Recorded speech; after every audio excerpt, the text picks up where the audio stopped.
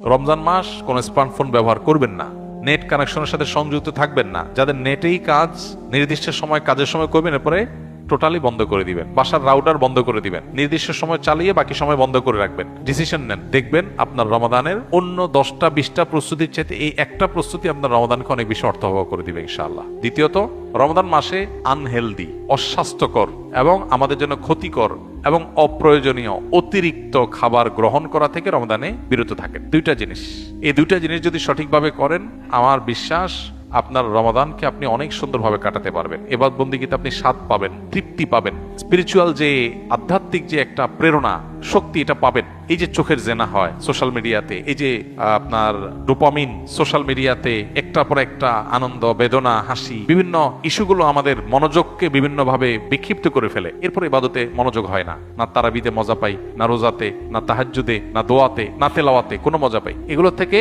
আপনার সঠিক সুফলটা পেতে হলে আপনাকে নিয়ন্ত্রণ করতে হবে দুটা জিনিস।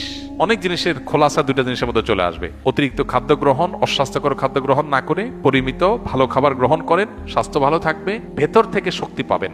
আর খাবার যখন এলোমেলো হবে, ওইটা মানুষের আধ্যাত্মিক শক্তিকেও ধ্বংস করে দিবে। এবং তার সাথে মোবাইল ফোনের নিয়ন্ত্রণ, এই দুইটা জিনিস ডিসিশন নেন এবং আপনি লিখে রাখেন, ইনশাআল্লাহ হবে ইদনিল্লাহ আপনার জীবনের শ্রেষ্ঠ রমজান আপনি কাটাতে পারবেন এই দুইটা প্ল্যান করার মাধ্যমে। আল্লাহ আমাদেরকে তৌফিক দান করুন, হিম্মত লাগে এটার জন্য, সৎসাহস লাগে।